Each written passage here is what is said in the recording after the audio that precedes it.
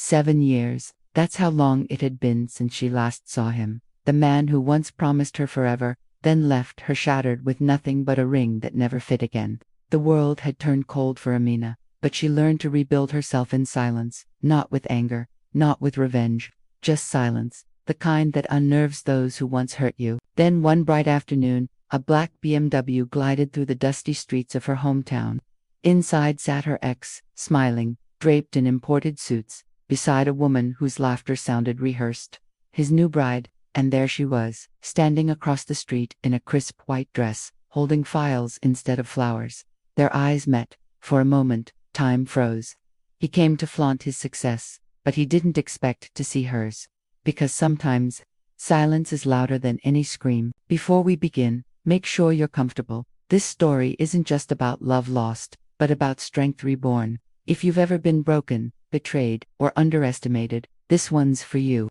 Don't forget to subscribe, not for numbers, but for stories that remind you. Healing doesn't need noise. Sometimes, silence is the sweetest revenge. The rain that day wasn't heavy, but it was enough to blur the edges of the world.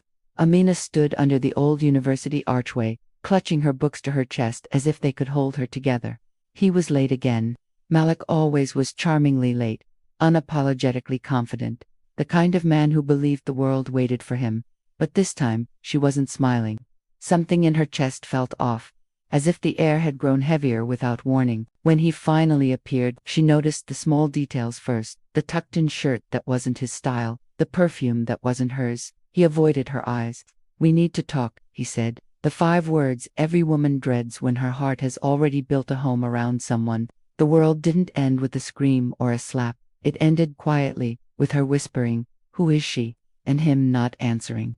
That silence became the first brick in the wall she would spend years building between them. Amina's best friend Zara was there that day. She came running, pretending concern, offering tissues and sweet words. But Amina didn't see the tiny glint in Zara's eyes, the kind that only envy creates. Zara had always wanted Malik. She admired him too openly, laughed too loudly at his jokes, and disguised her jealousy under friendly advice. Now, with Amina broken, she moved closer to the man she'd once called brother. Some betrayals don't happen overnight. They grow quietly, like mold beneath a painted wall. For days, Amina couldn't eat.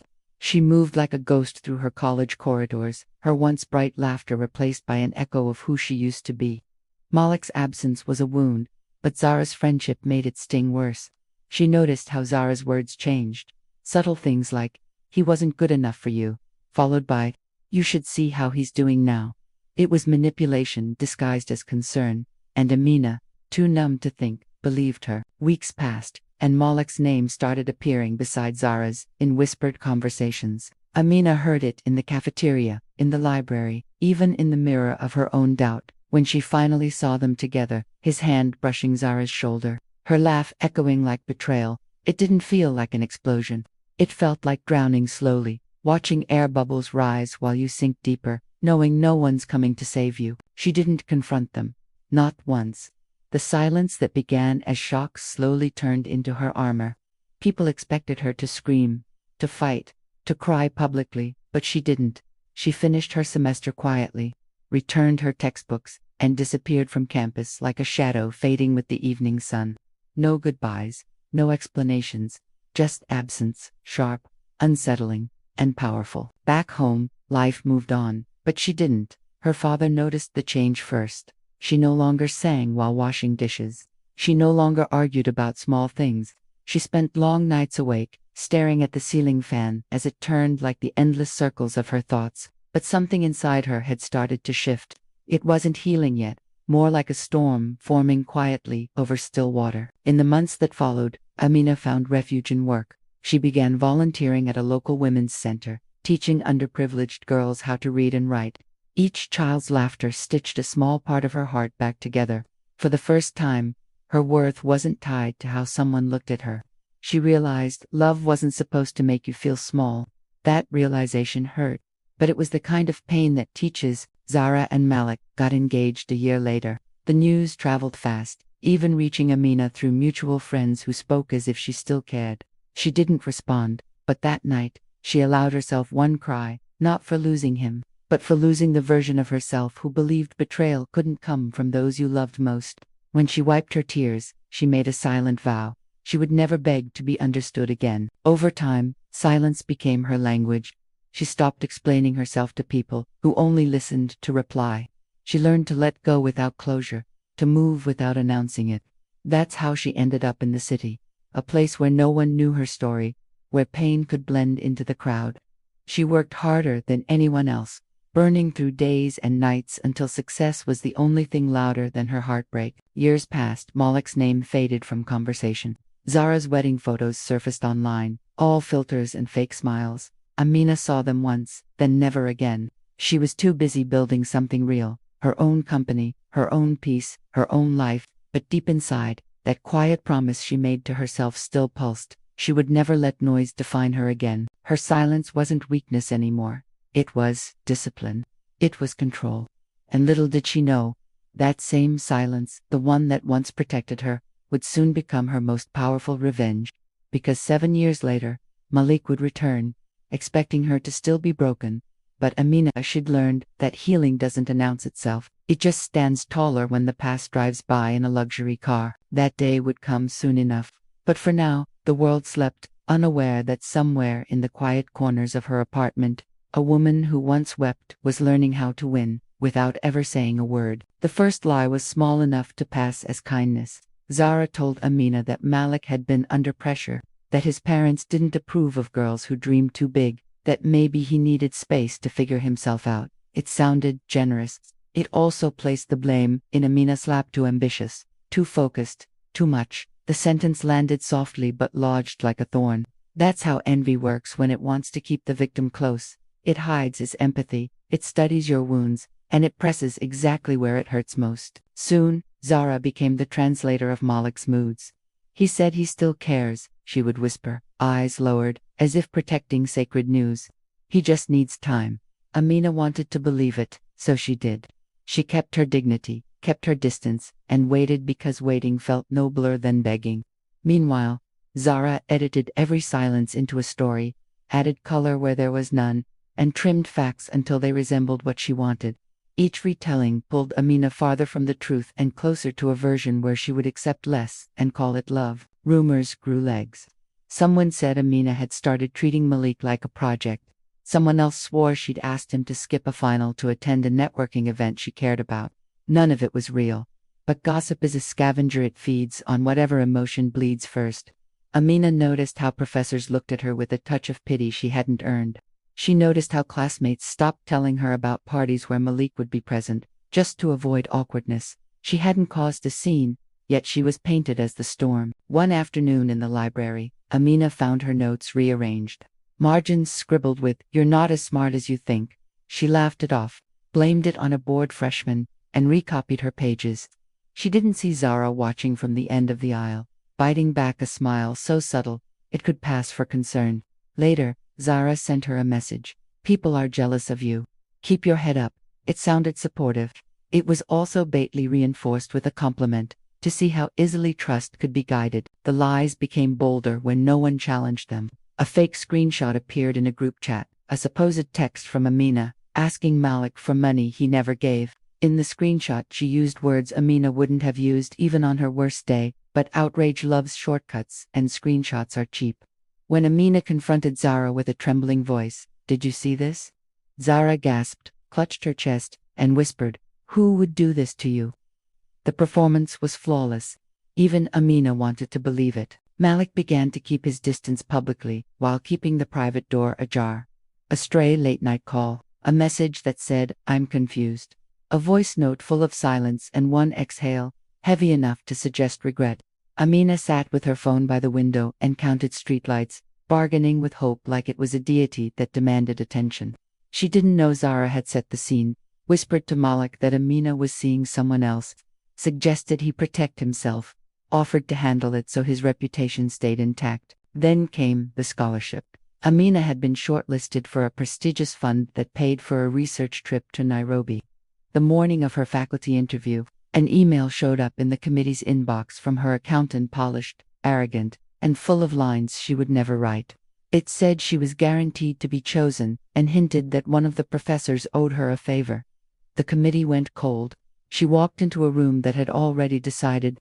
They questioned her with careful distance, like she might contaminate their integrity by proximity. She answered with calm clarity, but the verdict had been purchased by a lie. Zara comforted her afterwards, hugged her tight and said, "You'll get a better one. This campus is political." Amina nodded, stunned by the speed at which one email could strip a year of work. She changed her password, set up two-factor authentication, and told herself it had been a random hack. But the pattern was too neat to teach. Loss lined up perfectly with someone else's gain. And it always seemed to happen when Zara got closer. When Malik went silent, when Amina was almost at the finish line, the final seed of doubt was planted with precision. Amina received a message from an unknown number. A photo of Malik walking with Zara down the stadium steps. Fingers intertwined, the caption reading, "He chose peace." The words pierced not because of who he chose, but because of what they implied. Amina was war. Amina was noise. Amina was too much. She stared at the screen until the letters blurred, then turned the phone face down and sat very still, the way people do when the earthquake is over but the ground still hums. She tried to confront Malik directly, one last attempt to reclaim the truth without witnesses or intermediaries. He met her behind the engineering block, where the wind swallowed voices and made confessions sound smaller. He couldn't meet her eyes. "It's complicated," he said, "the anthem of cowards." She nodded once. "It only is because you want it to be," she replied, voice steady enough to surprise them both. He didn't fight for her. He didn't even fight for himself. He simply stepped back into the shadows Zara had prepared for him. What Amina didn't see was the machinery behind the curtain. Zara had archived messages, deleted threads, and curated memories, the way people edit photos before posting them. Remove the blemishes, keep the angles that flatter. She played generous in public and ruthless in private, equal parts apology and ambition. And because she didn't shout, because she wore the costume of the good friend, no one suspected that the sweetest smile in the room had teeth. And then, almost mercifully, the lies overreached. A forged email reached the dean, supposedly from Amina, accusing Zara of academic dishonesty. It was crude, wrong grammar, wrong signature, sent from a burner address, but it was enough to trigger an inquiry that brushed against the edges of truth. For a week, whispers shifted direction. For a week, Zara's mask slipped at the edges. She cried in corridors, rallied sympathizers, and quietly suggested that Amina was spiraling. When the inquiry fizzled because forgeries are slippery, because institutions fear mess, Amina understood the lesson clearly. Institutions won't save you from private wars. She made herself a promise then, not by shouting it but by practicing it. She would give the world no handle to twist. No careless text. No casual venting. No post that could be framed. No anger that could be clipped. She withdrew like a tide that looks small at shore but gathers power in the deep. She showed up to class, handed in assignments, kept her head down, and allowed time to do what time does best: sort noise from music. Small mercies began to find her. A professor she respected asked her to assist on a real project. No scholarship committee, no optics, just work that mattered. A group of first-year students started coming to her for help. Not because of rumors, but because competence is louder than gossip if you give it time. Even her mother noticed the difference over the phone. "Your voice sounds heavier," she said, not unkindly. "Heavy isn't always bad," Amina replied. "Sometimes it means full." And still, the envy didn't stop. It only recalculated. Zara shifted strategies: less sabotage, more spectacle. Public photos, matching outfits, captions that looked like declarations of love but read like warnings. "He is mine, stay in your lane." Amina scrolled past them without pausing. Her silence no longer asked for pity, it demanded respect. That's when envy becomes afraid, when the person it tried to break refuses to play. On the last day of that semester, Amina lingered under the same archway where the first lie had been born. Students swarmed around her with boxers and plans. The air smelled like rain and possibility. For a moment, she closed her eyes and let the past flicker his cologne. Zara's whisper, the screenshots, the scholarship room turning cold. Then she opened them to the present, her own pulse, steady, her path uncluttered. She walked away without turning back, and the campus that had hosted her heartbreak became merely a place where she had learned a language she would one day speak, fluently: silence, shaped into strength. The city never asked questions about your past. It just demanded effort. Amina arrived with one suitcase and a folder full of certificates that no longer felt like achievements. Rent was high, food was basic, but the quiet was healing. She worked 2 jobs: daytime in an office where she typed reports for people who barely noticed her name, nighttime tutoring kids who needed patience more than grammar. The silence of those late hours suited her. No gossip, no pity, no one measuring her worth against someone else's choices. Every morning, she took the same bus to work, watching other commuters scroll through lives shinier than theirs. She stopped comparing herself. Instead, she learned to read faces: the tired ones, the proud ones, the ones pretending everything was fine. Pain, she realized, wasn't unique. It was just dressed differently on everyone. That understanding softened her bitterness, turned her anger into empathy. It's hard to hate the world when you realize everyone's bleeding somewhere. Months melted into years. The girl who once built dreams around someone else's approval became a woman who built plans around her own discipline. She saved enough to rent a tiny apartment near the city center, a single room with a flickering bulb and a window that faced the skyline. Every night she'd sit there, watching the lights blink like distant promises. She didn't want luxury.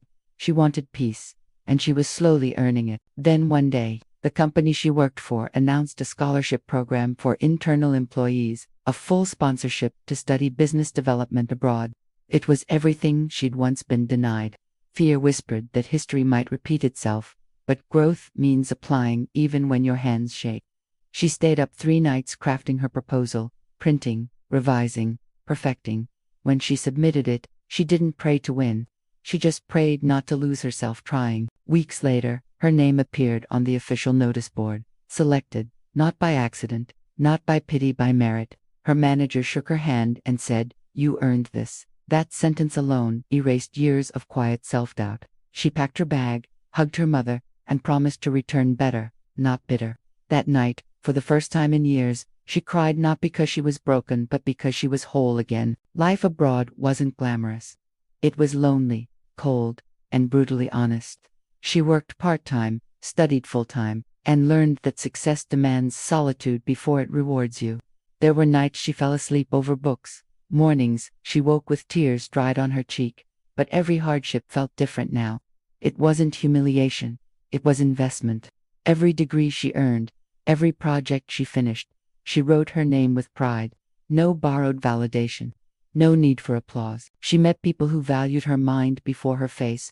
Mentors who reminded her that ambition isn't arrogance. Friends who taught her laughter without judgment. And somewhere along the way, she stopped rehearsing what she would say if she ever saw Malik again. That fantasy used to fuel her. Now it felt irrelevant. When the wound truly heals, revenge feels like a waste of time. 3 years passed, then 4, then 7. Her company sponsored her to return home not as an employee, but as a consultant. She would lead expansion in her own country, train new staff, and represent a global brand. The same city that once ignored her was now preparing banners with her name on them.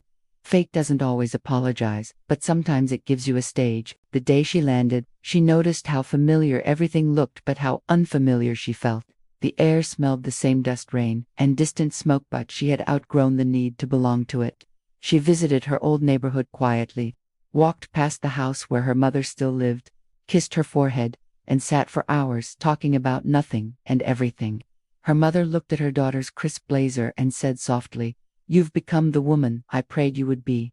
Amina smiled. "No, Mama. I became the woman pain built." Opportunities came fast. Interviews, invitations, workshops. Her voice carried weight now, and people listened. She wasn't chasing anyone's validation. She was setting standards. But even at the peak of her composure, a part of her remained guarded, the part that remembered betrayal not as tragedy, but as education. Pain had been a ruthless teacher, but it taught her boundaries no classroom could. One evening, she found herself driving past her old university. The campus lights glowed gold against the night, the same archway still standing like a witness that remembered everything. She parked for a moment, lowered the window, and let the breeze touch her face. It didn't sting anymore. It just reminded her how far she'd come. You know you've healed when the place that broke you becomes part of your gratitude. From that night forward, success stopped feeling like revenge. It started feeling like peace, finally given a voice. She no longer needed anyone to see her victories. But life, as always, had its own timing. Because somewhere, far from her calm apartment and carefully balanced world, a man who once called her too ambitious was about to drive back into her story engine, humming, ego intact, unaware that the silence he'd mocked would soon be the loudest thing he'd ever hear. The city skyline shimmered like a mosaic of stories, each window hiding a version of survival. Amina's days had become a rhythm of purpose and peace. Mornings started with coffee and silence, evenings ended with books and reflection. She wasn't chasing anything anymore. She was simply building. Her consultancy was thriving. Her staff respected her, and her name quietly began appearing in business magazines that once would have ignored her resume. She had become everything they said she couldn't be. And she did it without noise. She moved through the city with quiet grace. Her colleagues admired her composure, the way she listened more than she spoke. They didn't know that her calm was forged in betrayal, her strength born from silence. It wasn't confidence, it was discipline. The art of never reacting too soon, never revealing too much. Because she'd learned the hard way. People weaponize what you give them freely. Every week, she mentored young women starting their careers. Most came with trembling voices and dimmed confidence. Amina saw herself in them, the version that had once begged for understanding. Never explain your worth, she'd tell them. Show it. Let your results do the talking. They'd nod, wide-eyed, unaware that behind her soft tone was a battlefield of memories she had already conquered. But even as she thrived, loneliness still lingered. Not the kind that begged for company, but the kind that reminded her how far she'd drifted from where she began. Some nights, when the city slept, she'd stand on her balcony and look at the stars. They were the same stars she used to cry under as a girl, but now they looked different, smaller, less intimidating. Maybe that's what healing does. It doesn't erase the past. It just shrinks its power. Her mother often asked why she never married. You have everything now, Amina, she'd say. Why not start a family? Amina would smile gently and change the subject. How do you explain to someone that peace is a better partner than any person who might disturb it? That sometimes the cost of love is too high when you've already paid with your sanity once. She didn't fear love anymore. She just refused to settle for the version that required her to disappear again. Time had sculpted her into something steady, something untouchable. Yet, the universe has a way of testing stability right when you start believing you're safe. It was a Sunday morning when her assistant mentioned a potential collaboration. There's a major investor visiting from abroad, she said. Big deal. Luxury projects. International links. Amina nodded, uninterested at first, until she heard the name. Malik & Co. For a split second, her heart stuttered. Not out of love, not even anger, just the shock of seeing a ghost wearing a business title. She composed herself. Set the meeting, she said calmly, as if the name meant nothing. But later that night, while brushing her hair, she caught her reflection holding a faint smile. Not of nostalgia, but of readiness. She'd spent 7 years preparing for every kind of confrontation. She'd just never imagined it would arrive in a BMW. The meeting was scheduled at a high-end hotel downtown. Amina arrived early, dressed in her usual understated eleganza, black blazer, minimalist jewelry, hair neatly pinned. She never used luxury to impress. She let presence do the work. When Malik entered the lobby, the world seemed to slow down, not because of him, but because of what she didn't feel. He looked older, his confidence now practiced rather than natural. Beside him stood a woman dressed in gold, her laughter polished but hollow. His wife. He didn't recognize Amina at first. Or maybe he did, but didn't want to. It wasn't until she stood to greet him that his expression faltered. The woman beside him smiled politely, unaware of the history pulsing in that brief silence. Mr. Malik, Amina said evenly, extending her hand. Welcome home. Her voice carried no bitterness, no warmth, just control. It disarmed him instantly. The meeting began. They spoke of logistics, contracts, revenue streams. Her tone was firm, professional, unflinching. Malik stumbled once or twice over his notes, his composure cracking under the weight of her poise. The more he tried to appear superior, the smaller he looked beside her calm.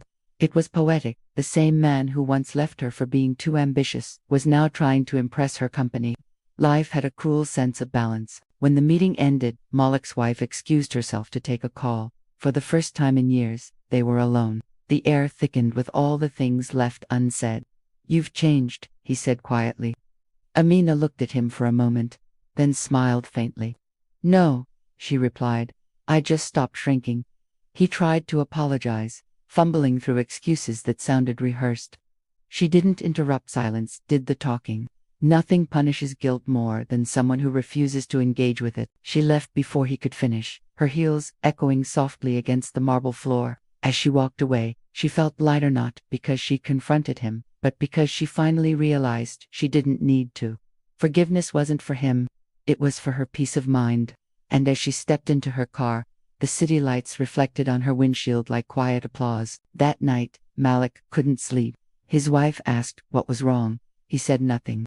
But deep down, he knew what haunted him. It wasn't Amina's success. It was her silence. The kind that doesn't beg, doesn't blame, doesn't need closure.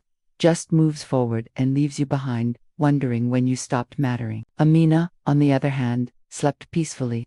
For 7 years, she had built herself piece by piece from the wreckage they left behind. Now she understood. Real revenge isn't shouting you'll come back, it's outgrowing the version of you that once begged for their love. And in that quiet apartment, the woman who had once been broken was finally, completely, free. The morning the BMW appeared, the sky looked strangely calm. Amina was leaving her office after a long week of client meetings when she saw it, sleek, black, and shining under the sunlight like arrogance on wheels. It wasn't the car itself that caught her attention, but the sound of laughter spilling from the window as it slowed near the curb. That laugh, too familiar, too rehearsed, pulled her backward in time before she could stop herself. 7 years dissolved in an instant. Malik stepped out first, his watch catching the sun, his posture dripping with the confidence of a man who believed he had conquered life. Then the door opened on the passenger side, and she saw her, the wife, dressed in luxury brands, every movement exaggerated, her smile painted on for show. They looked like a magazine cover, sex and beauty packaged neatly for public admiration. But Amina didn't see envy in that image. She saw performance. She'd seen too many masks to be fooled again. They didn't notice her at first. She stood across the street beside her car, files in hand, hair pinned up, a quiet authority surrounding her like a shield. When Malik finally turned, their eyes met for a fraction of a second. Time stopped. The same man who had once walked away as she begged for truth now froze, speechless, in front of the woman who no longer needed words. The silence between them was deafening. It carried 7 years of growth, pain, and rebirth. Malik forced a smile, the kind that hides discomfort. "Amina," he said softly, disbelief wrapping around every syllable. She nodded once, politely. "It's been a while." Her voice was steady, mature, stripped of nostalgia. She didn't tremble, didn't break. If anything, he did. The new wife's laughter faded when she realized the tension. "Oh, you two know each other?" she asked, curiosity and insecurity mixing in her tone. Malik hesitated, searching for the right lie. "College friends," he said finally. Amina smiled slightly. "Something like that." The wife extended a hand. "I've heard a lot about you," she said, her eyes sharp behind her politeness. Amina shook her hand lightly. "I doubt you've heard the truth." The words were calm, not cruel, but they landed heavy. Malik cleared his throat, desperate to control the situation. "We were just passing by," he said quickly, as if distance could undo history. "Seems like you're doing well." She looked at him, and for the first time, he saw the woman he never allowed her to become. "Seems," she replied. "No, Malik. I am doing well." There it was, the subtle revenge. No rage, no tears, just composure that made his confidence shrink. The power dynamic had inverted completely. She wasn't the girl abandoned in the rain anymore. She was the storm that had learned to move without thunder. The new wife shifted uncomfortably, sensing an invisible hierarchy she couldn't name. She pulled Malik's arm gently. "We should go, love. We're late." Amina stepped aside, giving them room to leave, but her silence lingered like a mirror, forcing them to see what they didn't want to. As the BMW drove off, Amina caught their reflection in the tinted glass. Two people trying too hard to look perfect. For the first time, she didn't feel only clarity. Sometimes you don't need revenge. Life gives it to you in the form of your peace. She turned back toward her car, the city humming around her, her heart surprisingly light. That brief encounter hadn't reopened old wounds, it had confirmed their healing. Later that night, she scrolled through her messages and saw one from an unknown number. "You looked different today," it read. She didn't need to guess who it was. Malik still hadn't learned that closure doesn't come from revisiting the past. It comes from respecting silence. She didn't reply. Instead, she deleted the message and went back to work on a project that actually mattered, a community initiative supporting single mothers and young entrepreneurs. That was her real legacy, not unfinished conversations. But Malik wasn't done. He started appearing in familiar spaces again, business events, charity galas, even casual circles where he once never belonged. He complimented her achievements, told mutual friends he was proud of her. Pride wasn't the right word. It was guilt wearing flattery like perfume. He wanted to be close again, not because he missed her, but because proximity to her success validated his failure. The irony was delicious. Amina never confronted him, never humiliated him publicly. That's not what real strength looks like. She simply maintained her distance, her grace, her silence. Every polite nod she gave him at events cut deeper than 1,000 arguments. Because silence doesn't need to prove its power. It just lets the insecure destroy themselves trying to fill it. One evening, as she stood near the hotel window overlooking the city, she whispered to herself, "This is what freedom feels like." The skyline reflected in the glass, her own reflection blending into it. She wasn't running from her past anymore. She had outgrown it. Malik's return hadn't disrupted her. Peace had confirmed it. Down below, traffic moved endlessly, horns blending with the wind. Life didn't pause for heartbreaks or reunions. It just kept moving, and so did she. That night, she closed her curtains, poured herself a glass of water, and smiled faintly. Sometimes the best revenge isn't making them regret losing you, it's showing them they never had the power to define you in the first place.